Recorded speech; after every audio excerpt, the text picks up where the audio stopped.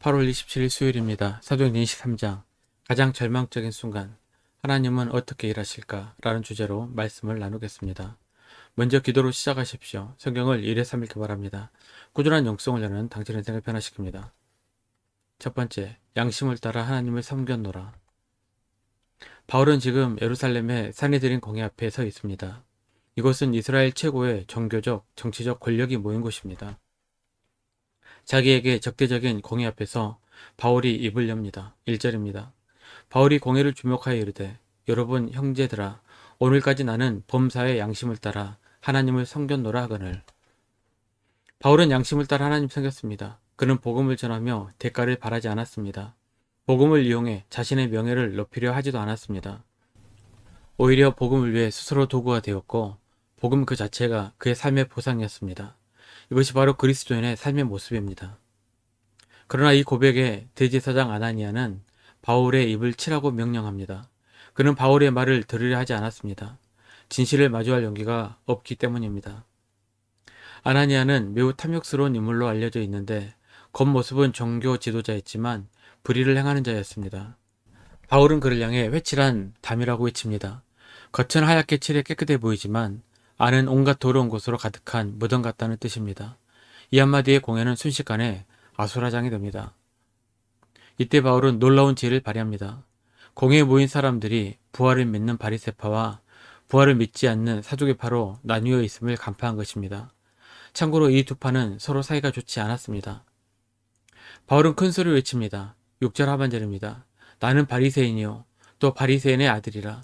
죽은 자의 소망 곧 부활로 말미암아 내가 신문을 받노라. 부활이라는 주제가 던져지자 바리새인과 사두개인 사이에 격렬한 다툼이 일어납니다. 그들은 바울을 신문하는 것을 읽고 자기들끼리 싸우기 시작했습니다. 하나님께서는 이 혼돈 속에서도 일하고 계십니다. 인간의 분열과 다툼까지도 사용하셔서 당신의 사람을 보호하십니다. 소동이 너무 커져 바울의 목숨이 위험해지자 로마의 천부장이 군사를 이끌고 와 그를 구출하여 영내로 피생시킵니다.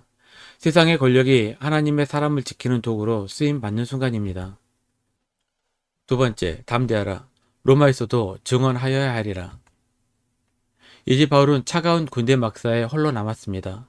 아마도 그의 마음에는 여러 감정이 교차했을 것입니다. 그날 밤 주님께서 친히 바울을 찾아오셨습니다. 11절입니다. 그날 밤에 주께서 바울 곁에 서서 이르시되 담대하라. 내가 예루살렘에서 나의 일을 증언한 것 같이 로마에서도 증언하여야 하리라 하시니.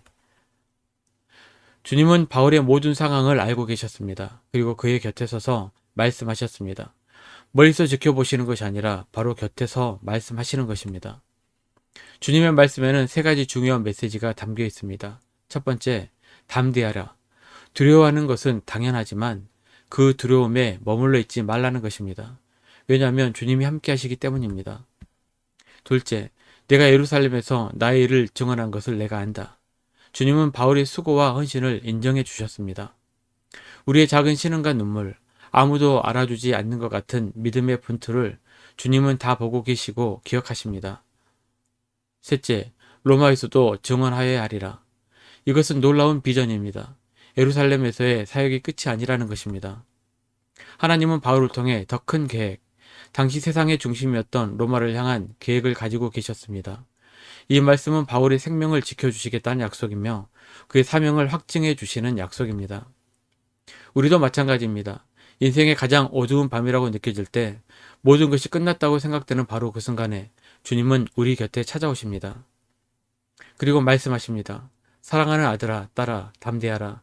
내가 너와 함께한다. 너의 수고를 내가 안다. 아직 끝나지 않았다. 내가 너를 통해 이룰 일이 남아있다.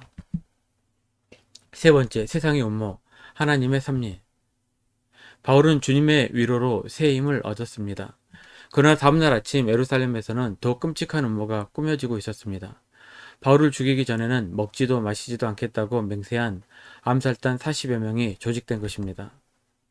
이들은 대제사장들과 결탁하여 바울을 다시 공회로 불러내는 척하며 길에서 덮쳐 죽일 계획을 세웁니다. 완벽하고 치밀한 살해 계획처럼 보입니다. 하지만 하나님의 계획은 세상의 음모보다 항상 한 수 위에 있었습니다. 하나님께서는 아무도 예상하지 못한 인물을 통해 이 계획을 무너뜨리십니다. 바로 바울의 이름 모를 조카입니다. 성경에 단 한 번 등장하는 이 청년이 우연히 암살 계획을 엿듣게 됩니다. 그리고 그는 용기를 내어 로마 군대 영내로 들어가 삼촌 바울에게 이 사실을 알립니다. 여기서 우리는 중요한 교훈을 얻습니다. 하나님을 신뢰하는 것은 결코 수동적으로 앉아 기다리는 것을 의미하지 않습니다. 바울은 조카의 말을 듣고 즉시 행동합니다. 백부장을 불러 조카를 천부장에게 데려가 달라고 요청합니다. 믿음은 우리에게 주어진 상황 속에서 지혜롭게 행동하는 것을 포함합니다. 보고를 받은 천부장은 사태의 심각성을 깨닫고 즉각적인 조치를 취합니다. 그는 자신이 동원할 수 있는 거의 모든 군사력을 동원하여 바울 한 사람을 호송하는 작전을 펼칩니다. 23절입니다. 백부장 둘을 불러 이르되 밤 제3시에 가이사랴까지 갈 보병 200명과 기병 70명과 창병 200명을 준비하라 하고 총 470명의 로마 정예 군인이 한밤중에 바울을 에워싸고 총독이 있는 가이사라로 비밀리에 이송합니다. 바울을 죽이려던 40명의 암살단은 그들을 압도하는 470명의 호위대 앞에서 꼼짝할 수 없었습니다. 세상에 살기가 하나님의 보호하심을 결코 뚫을 수 없음을 보여주는 은혜로운 장면입니다. 하나님은 때로 우리의 조카와 같은 평범한 사람을 통해 우리를 도우십니다. 때로는 천부장과 같이 믿지 않는 세상 권력을 통해서도 당신의 뜻을 이루십니다.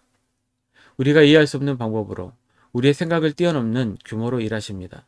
중요한 것은 어떤 상황에서도 하나님의 보호하심 아래 있다는 사실을 믿는 것입니다.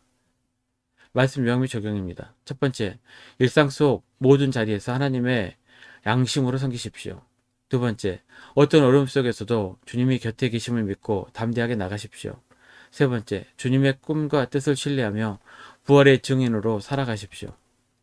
1년 성경도 주간계획입니다. 오늘은 금요일 예레미야 46장에 48장까지 말씀을 천천히 묵상하십시오. 8월 중보기도 제목입니다. 5가지 기도 제목 충분히 기도하시고 교회와 개인 기도 시간을 가지시기 바랍니다. 가정에서 기도하시 힘드신 분들 교회 나오셔서 주중 기도 시간 이용하시면 됩니다. 주중 기도는 새벽 6시부터 밤 10시까지입니다. 편하신 시간에 나오셔서 정기적으로 기도하시기 바랍니다. 하루 30분씩 최선을 다하시기 바랍니다. 그럼 여러분 삶이 변화될 것입니다. 영상을 다 보신 분들은 확인 문자를 보내시거나 유튜브에 댓글로 달아주시면 정기적인 영성 훈련에 도움이 될 것입니다.